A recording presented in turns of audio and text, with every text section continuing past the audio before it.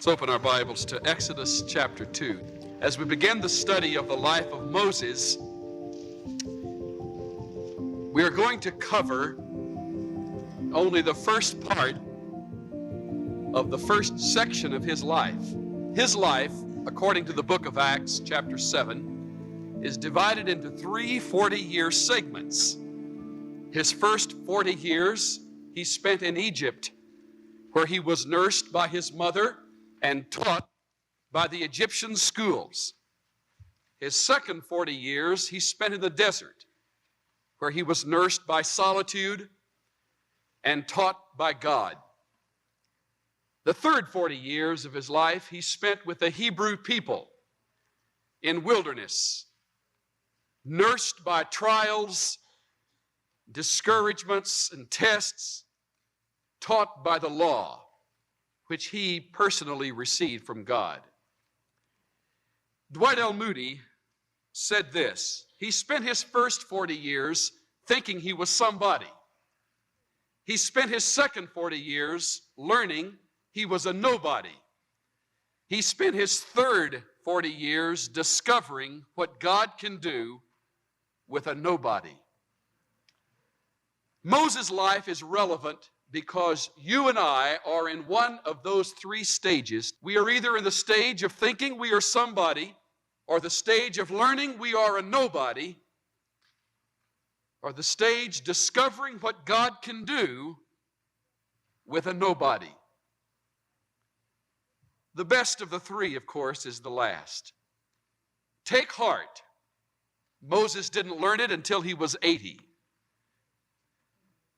And for the last 40 years, he was effective for God. We get terribly impatient because we are not suddenly off the runway and in orbit, as it were, the first few years of our Christian experience. I do not find one biblical case of instant effectiveness. I cannot remember one effective person who suddenly, after coming to know the Lord, went into orbit and never came down until death. That is unrealistic. So if nothing else, we're going to learn the first few steps of a man who discovered late in life what it was to count for God. We have entitled the message, Born After Midnight, which suggests an untimely birth. And so it was.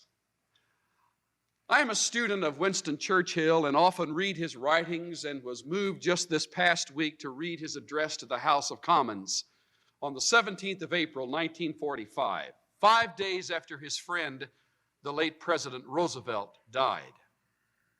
He said this to the House of Commons: "In Franklin Roosevelt, there died the greatest American friend the islands have ever known. He died in the harness, and we may well say in battle harness. What an enviable death was his." What Churchill meant was, in the height of success, having seen the demise of Hitler and all of his treacherous ways, Roosevelt died at an enviable time. He had seen the fulfillment of his goals. Moses was just the opposite. What an unenviable birth was his. He was born into a land that was governed and ruled by an anti-Semitic despot called a Pharaoh. The conditions around the little hut in which Moses was born were nothing less than torturous. His people, the Hebrews, were the object of the whip. They were hated, they were misused, they were maligned, and they were murdered by Pharaoh, the Hitler of Moses' day. It was into this dark era he was born, far after midnight, the darkest day of Hebrew history, up till that point. So as we read of his birth, we are not reading of something that was neat and light and delightful, though there are some delightful things in these first 10 verses of Exodus chapter 2. We're reading of a heavy, heartbreaking scene. Now a man from the house of Levi went and married a daughter of Levi. And the woman conceived and bore a son. And when she saw that he was beautiful, she hid him for 3 months. To begin with, let's give attention to the family of Moses. Moses became a great man of faith because he had a mother and father who were people of faith. They were both Levites, and they were both apparently committed to the things of God. Not apparently, but for sure. We know that because of what we read in Hebrews chapter 11. And I want us to take the time to look over into the New Testament to a verse in the 11th of the book of Hebrews. You'll turn, please. Hebrews 11, verse 23. By faith, Moses, when he was born, was hidden for 3 months by his parents because they saw he was a beautiful child, and they were not afraid of the king's edict. The king is Pharaoh. He is the ruler of the land of Egypt where Moses and his parents lived. We're told here that it was by faith he was protected for those 3 months. His mother and father feared the God of heaven more than they feared the king of the earth. And it was no easy task to hide that boy. But it was out of a deep reverence for God and abiding confidence in the living Lord that they did that. I just wanted you to see it verified in the New Testament. Now back to Exodus chapter 2. The chapter doesn't mention it, but Moses was not the firstborn. He was the thirdborn. He was the baby of the family. He had an older sister named Miriam who was between the age of 7 and 12. It's really hard to pinpoint her age. And he had an older brother named Aaron who was 3 years old at the time of his birth. Moses came as the baby in the family of 3 children. And we read in the 2nd verse that he was hidden for 3 months because they saw he was a good child. The Hebrew word means good, beautiful, or well-formed. Some people take it to mean that they looked at the boy and they saw a beauty in him that was unique. Most parents, when they look at their little baby, see a beauty that is unique. Often that is the experience of new parents, and the baby isn't beautiful, to say the least. But the parents see the child to be beautiful. I take this to mean the opposite. He was, in fact, beautiful. And it is possible that they saw in his beauty something that was more than beauty.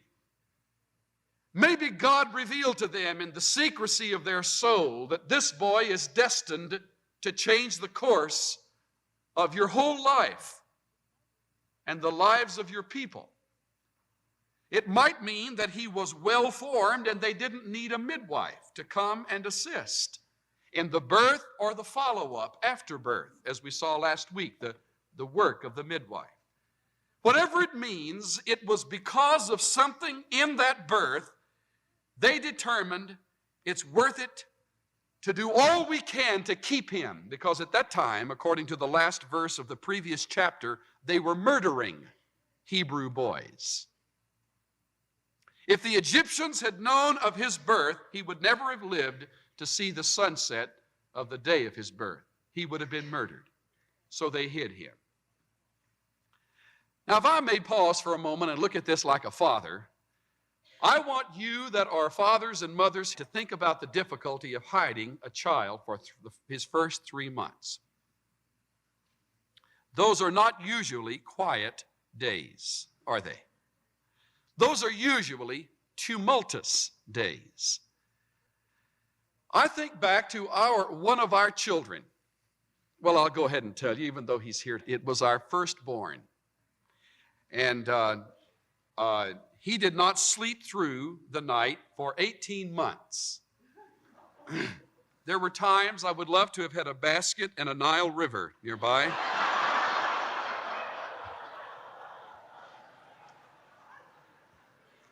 I know I will get it after the message tonight, and so I just thought I'd go ahead and say that now. And he and I will talk about it later, but it would have been virtually impossible to conceal that boy for 3 months. You couldn't have concealed him for 3 hours, to say nothing for 3 months. They had a job on their hands. Let's look at it very practically. Where can you put a squalling infant and keep him hidden? Well, apparently they did all that they could do to keep him concealed, but they couldn't do it any longer. It finally was to the point where they could no longer keep his identity a secret. Maybe the Egyptians went from house to house checking. Maybe they had a group of midwives who were doing their job and spotting those areas where there were mothers with children, and they checked to see what the birth was. And if it was a boy, it was reported. It could be that way, sort of a census. But whatever the reason, they weren't able to do it any longer than 3 months.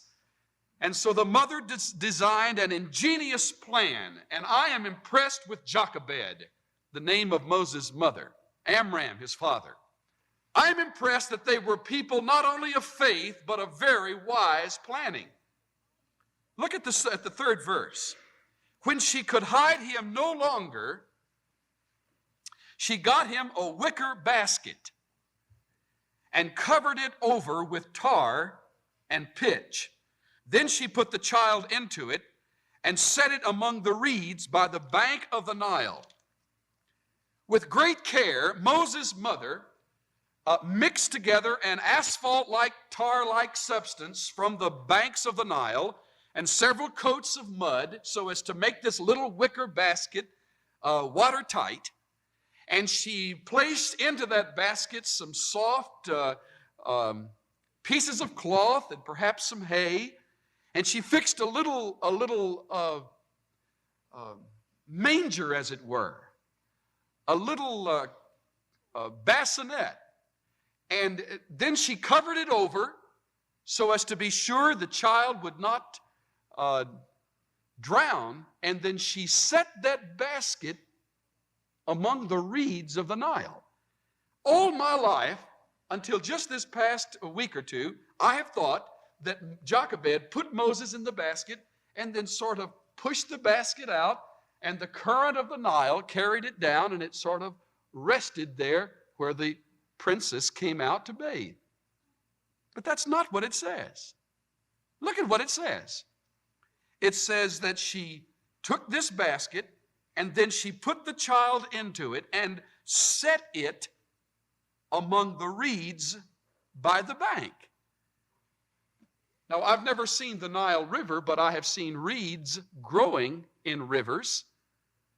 And if you know, as I know, what it looks like, they are rather sturdy plants. And she nestled this basket down and secured it in a very special place. She didn't float it out on the Nile and just say, well, God bless you, honey. She took that basket and she set it in a very special place. She put it right where she wanted it. She had a plan. That's what I'm getting at.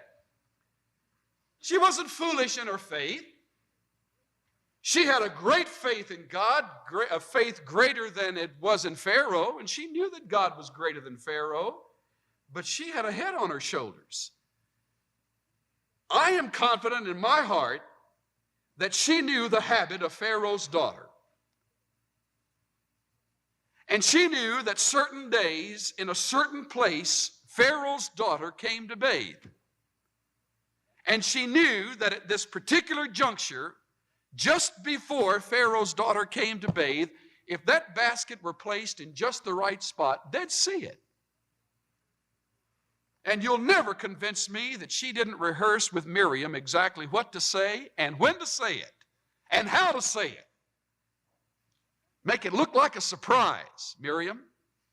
Say it in such a way that it looks like it's spontaneous, and I'll be waiting. I'll be right there, ready to come. But we're getting ahead of the story.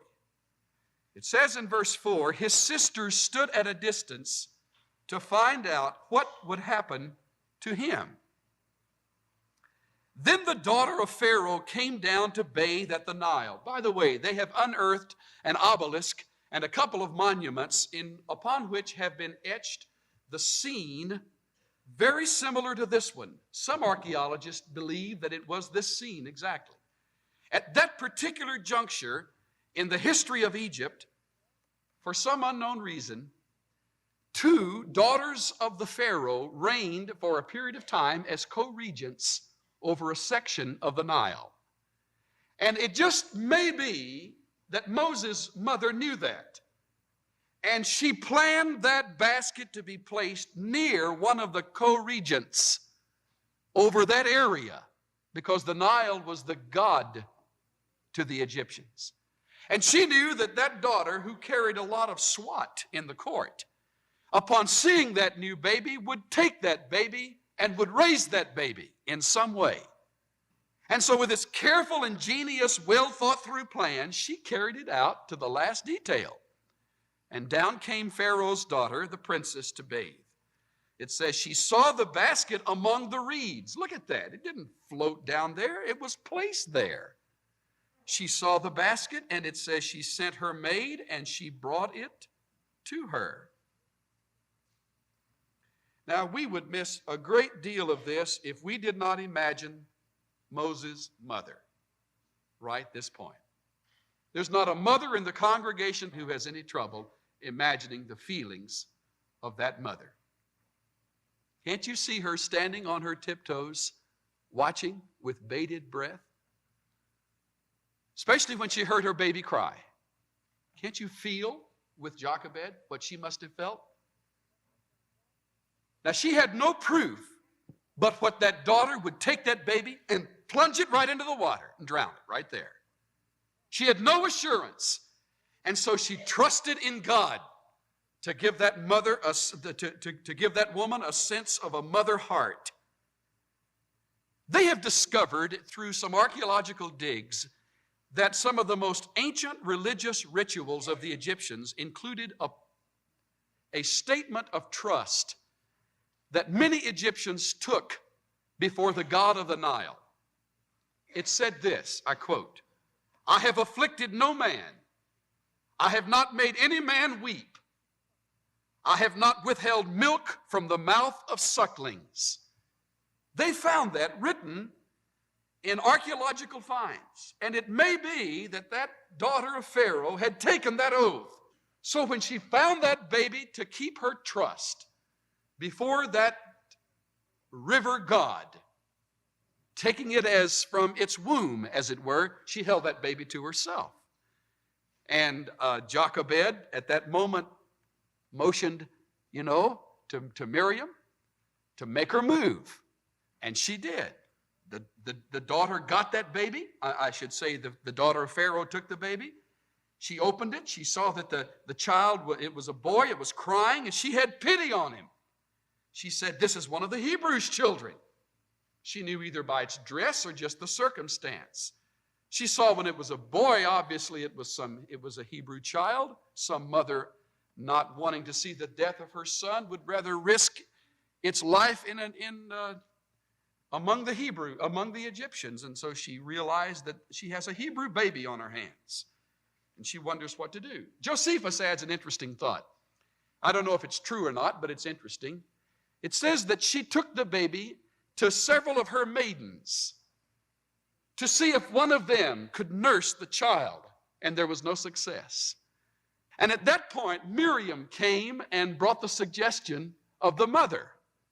Now, that makes a nice, neat story, but it doesn't say that in this text. All we know is that Miriam came and asked about her brother's future. Look at how she did it. It says, the sister said to Pharaoh's daughter, "Shall I go and call a nurse for you from the Hebrew women, that she may nurse the child for you?" And she didn't tell her that it was his mother. Certainly not. She had rehearsed it. She had a very careful plan. And she says, "I may be able to find just the right one." And Pharaoh's daughter said, "Go ahead." And the girl went and called the child's mother. Now, can you picture the mother right now? A mother never ran faster than Jochebed ran from her hut to that very place where her baby was. But she had to be very, very careful in this whole process. And it says the girl went and called the child's mother. Pharaoh's daughter said to her, "Take this child away and nurse him for me, and I shall give you your wages." Oh, wow, that's terrific, isn't it?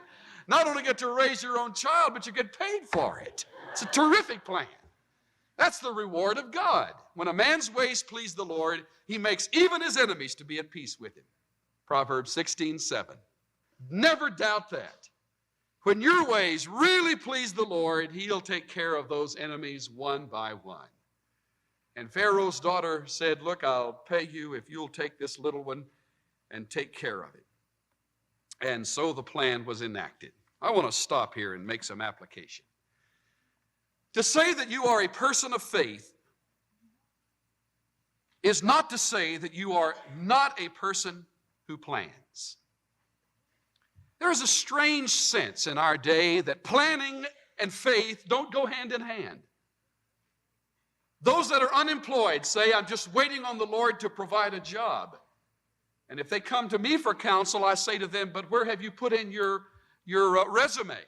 "Oh, I'm just waiting on God." "Oh, really? You don't mind going hungry for a while then," would be my response. It's like the old revolutionary soldiers. Trust in God, but keep your powder dry. You see, to walk by faith does not mean you don't think. To spend money foolishly and then to think by faith somehow the till will be replenished, that's not faith.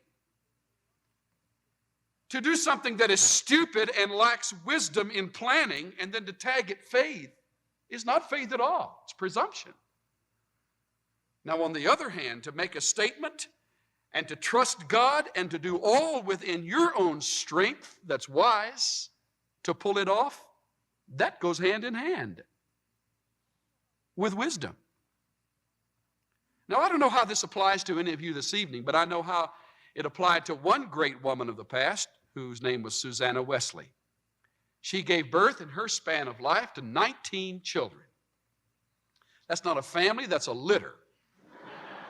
That's a large number of children. Now, you may be a great woman of faith, but if you have 19 children, you better have more than faith going on in your home.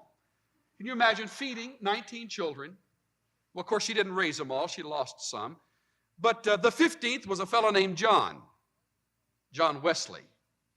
The youngest boy was a fellow named Charles, a writer of over 8,000 hymns. And he declared, even in the height of his life, of his career, that he owed so much to the faith of his mother. But if you study the life of Susanna Wesley, you'll discover that she was more than a woman of faith. She had a real plan for raising her children. She had 21 principles that she lived by in the raising of her children. Here's one of them. When my child turns 1 year old, and some of them before then, he is taught to fear the rod and cry softly, by which he escapes an abundance of correction, which he might otherwise have had. That's a plan. She was not only a woman of faith, she used a rod. You don't raise 19 children without a rod, by the way. And you can have all the faith in the world that you want, but if you don't have a plan for discipline, you have a circus. You don't have a family. You have an incredible experience in that home or that place you call home. Susanna Wesley was a woman of faith, but she also had a plan. That's what I'm saying about Jochebed. Jochebed was a woman of faith.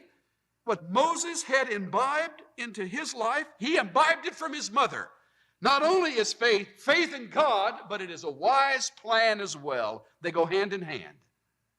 And so this agreement came to pass. And I'm sure the part about the money was a surprise to her. That was an added benefit. But to think that God honored that plan is just incredible. Jochebed took that baby, and it says she nursed him, verse 9. How long she had the child, we're not told. But the next verse begins with a hint, and the child grew, and then she took the child back to Pharaoh's daughter. In other words, I'm suggesting that she had the boy longer than just when he was weaned, which would have been 3, maybe 4 years, the most. She had the child while he was growing. Now, she didn't have him until he was grown, because verse 11 says, when Moses had grown up, he went out among his brethren. So he wasn't grown up when he left the home, but he was growing. She had him, let's say, during the preschool years. So should every mother here tonight. You should be very careful, if you are a mother of preschoolers, with the whole matter of leaving your children for someone else to raise. I go out on a limb when I quote from the works of James Dobson, a rather lengthy quote that relates to this subject. He is working at the USC Medical Center in the whole area of child behavior and is quite an authority on the subject. Here is what he says about the matter of mothers of small children. A recent issue of Esquire magazine featured a series of articles entitled, "Does America Suddenly Hate Its Kids?" The theme of that publication is interesting to me, for it deals with a social trend that I have also observed. We have come through a period of extreme child-centeredness, where the entire world revolved around the next generation. Mothers in the 50s and the early 1960s devoted every ounce of their energy to raising the best educated, best mannered, best fed, best clothed, best medicated kids on the block. But the pendulum has swept back, as pendulums do, to the other side of the continuum. Now, said Esquire, many American women have apparently decided that raising children is an enormous interference and sacrifice. How can a woman do her own thing when she's changing diapers and handling the rest of the routine chores on Nursery Hill? As a result of this radical shift in values and attitudes, our little ones are often resented and rejected, or even hated. I have been witnessing evidence of the same disenchantment with parenthood in my professional experience, writes Dobson. One young mother told me in a counseling session, quote, "My kids hang around my ankles and try to take all my time, but I kick them off. I tell them, you're not going to wreck my life," end of quote. A gruesome set of statistics seems to validate the hypothesis proposed by Esquire magazine. The killing of children under 1 year of age has been increasing year by year, rising 51% from 1957 to 1970. Furthermore, there are now between 2 and 4 million cases on record per year of battered children who have been brutally beaten and burned and drowned by the adults in their lives. More than 90% of these tragic incidents occur in the children's own homes, which should be the place of safety and love. And as might be expected, the most severe injuries were inflicted by mothers in single-parent homes, a fact which reflects the frustration and desperation experienced by some young mothers today. He says in conclusion, one of the cornerstone philosophies of the feminist movement asserts that it is impossible for a woman to be fulfilled while staying home and raising children. This view must be meeting widespread approval. As stated earlier, almost half the mothers in this nation are employed outside the home. While this percentage is much higher than a few years ago, the greatest increase is being seen with mothers of preschool children. 1 in every 3 mothers with children under 6 is employed today. That statistic distresses me more than I can find words to express. Who is at home to care for those impressionable babies? Who is taking mom's place? 50 years ago, half the households had at least one adult beside the parents living with the family. Now the figure is only 4%. Here is the answer. There is no one else at home.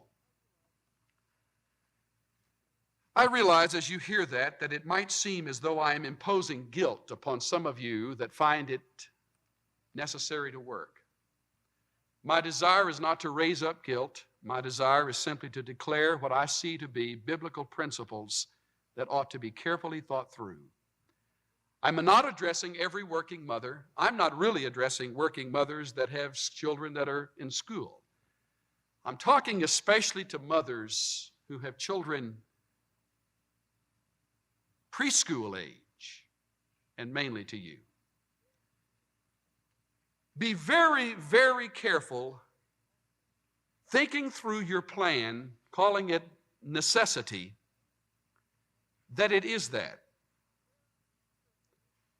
And be very careful in the arrangement of your children's growth that if you, in fact, must work, you work the bare minimum, and the child is in the very best care possible. Ideally, if it's at all possible, do not work. Frankly, I'm impressed with the fact that God exalts the role of the mother. Not once is Moses' father mentioned in these first few verses.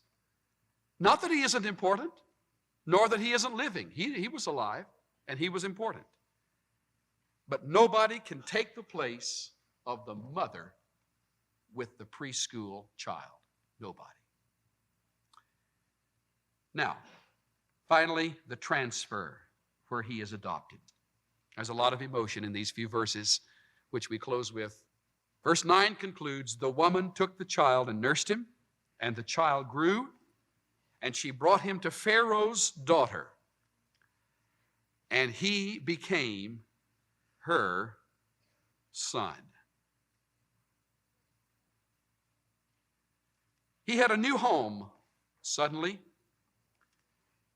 Some of you have experienced that in a broken home. Some of you experienced the crushing fracture of divorce by your parents, and you were shifted from what you knew to be one home to another home, and it will be a living memory for the rest of your days. Others of you were raised in various foster homes. I know some in our own church, one especially that went through over a dozen homes in his earlier years of growing up.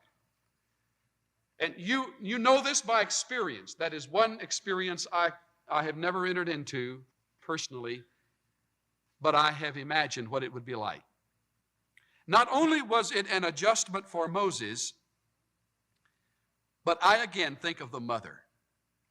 And I want you to do that in closing. I want you to picture Jochebed, who took her boy by the hand out of the little hut where she had nursed him and raised him and taught him a love for the God of the Hebrews and a place for God in his life, and she escorted him to the polished palace of the Pharaoh. And she deposited him on the steps, taking him from her arms, putting him in the arms of Pharaoh's daughter, and turning and going back home. F.B. Meyer says, the mother's heart must have suffered bitterly as she let her boy go into the unknown world within the great palace gate.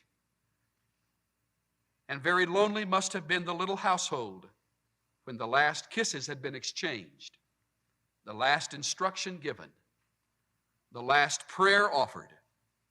What a crowd of tender thoughts and curious speculations and eager yearnings must have followed the little lad of the Hebrew home as his mother took him and brought him to Pharaoh's daughter, and he became her son. Just picture that for a moment. He became the son of another woman. As we shall discover, he became a student in a whole new school of learning designed to prepare him for the throne. I am convinced that this daughter of Pharaoh had in her heart the desire to make him someday the Pharaoh of the land. He was almost that when he left Egypt. He was given a new name, Moses, which is sort of a mixture of two words, an Egyptian word that means son, and a Hebrew word that means to draw out. She drew out her son. She named him Moses. He didn't have that name until the daughter of Pharaoh gave it to him. A whole new lifestyle. The amazing irony of God's divine plan is that the very one she nurtured, she raised, and educated became the instrument of the sword in the court where he was raised. It's an ironical story, isn't it? Now I want to say something to every one of you here that can identify with various facets. Some of you mothers can identify with this. Some of you fathers with other things. Some of you young people with others. You think back to your childhood. Maybe you feel as though you were born after midnight. Some of you never knew what it was to have a parent's love. Your home life and your situation has been what we could call fractured almost since the earliest days of your memory. Your parents perhaps broke it off. You came at a poor time, as it were. Inappropriate would be a kind word. You've never known the security of a faithful mother and father who built their lives into you. And so somehow you've sort of been adopted by the times, sweeping to and fro from one crest to another, sort of in the surf of life. And just sort of cast up on the beach, and you've put it together with a little education, and here you are just eking out a living or maybe even a life. Not a lot to shout about. Well, the beautiful message that I have for you is that God's hand on your life has perhaps just begun to make its mark. I do not believe there is any such thing as an accidental birth. I do not believe in the believer's life there is any such thing as an ill-timed birth. You may have come to a home that was financially strapped. You may have known brokenness and hurt and insecurity since your earliest days, but I want you to know you were not an accident. I am sure that it was meant the right way, but I was informed that I was an accident. And I figured if I was born an accident, I may as well live like an accident as best I could, and so I did. That had a telling effect in my life, frankly. Until one day I discovered that God can use accidents. And God can use those that seem ill-fitted for something that you might call a significant life. And all of a sudden the pieces began to fall together, but it started when I believed in my soul, even though I was born after midnight, that weeping may endure for the night, but joy comes in the morning. He isn't over. He isn't finished. He's not through with you yet. Heard those words? God is not finished with you yet. Moses could have turned into some sort of bitter, angry young man, fought the system, despised this new situation, as some of you are fighting in the bitterness of your heart, and never become the man destined for greatness. You may have a record that is black as midnight, but I've got great hope for you. joy comes in the morning, as we're going to see from the life of Moses. May we bow together. Let's just rest before the Lord for a moment. I really believe that God had something tonight for some of you. Maybe he had something for some mothers of young children who really don't have to work. And you need to face tonight, perhaps, that that's what God's saying to you. When you look at the priorities, that job isn't nearly as important as that little one or those 2 or 3 that are in someone else's care. Maybe God has spoken to a businessman who's really come up against it. Or a career woman. Or some student. Been fighting with God's will. You were all ready for a life of a certain kind, and God's turned it around, and it's not like you planned. You're discouraged, and you're depressed, maybe even confused. If you don't watch it, it could lead to bitterness. Some of you perhaps feel called to some work of the ministry, and God hasn't pulled it off yet, and it's easy to be frustrated. Or some of you just are swamped with guilt in the way you are failing in the raising of your children. Oh, I don't want that.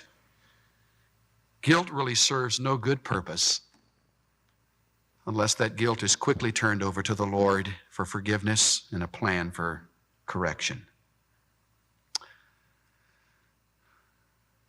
Maybe I speak to parents whose children are not walking with God. Your heart is heavy. And God is saying to you, release that child to me, just like Jochebed released Moses, and walked back to that hut, swallowing the tears and absorbing all the pain, giving it to me. Parents like that tonight, you cannot live victoriously if you try to live vicariously in the lives of your children. Give those children to God.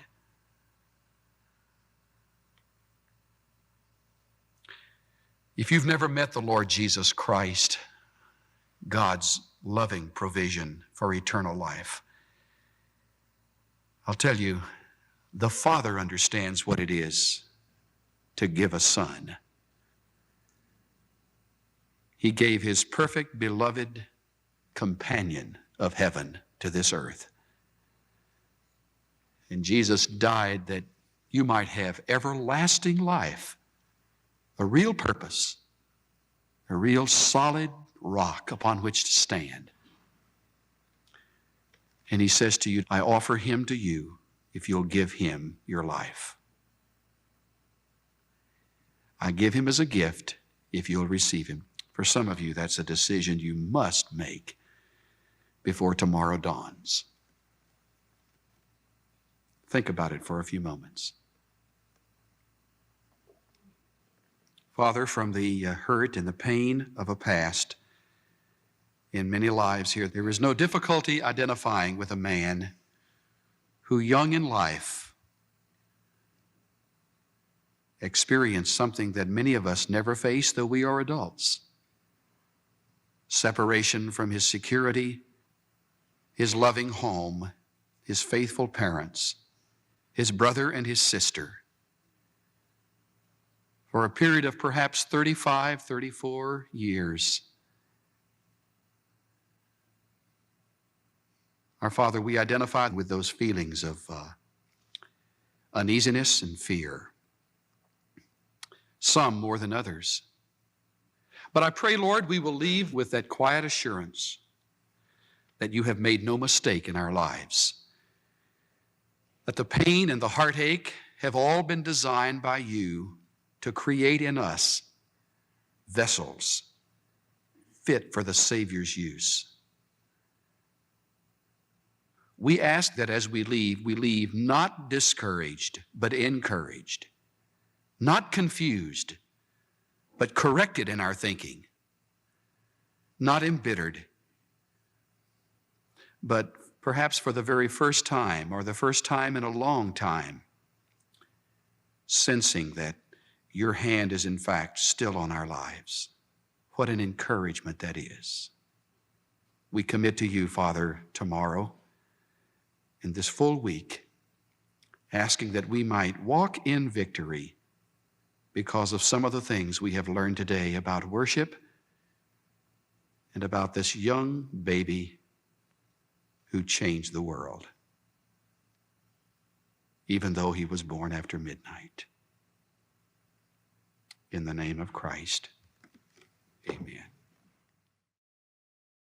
The preceding message, Born After Midnight, was copyrighted in 1975, 1978, 1981, 1985, 1998, and 2024, and the sound recording was copyrighted in 2024 by Charles R. Swindoll, Inc.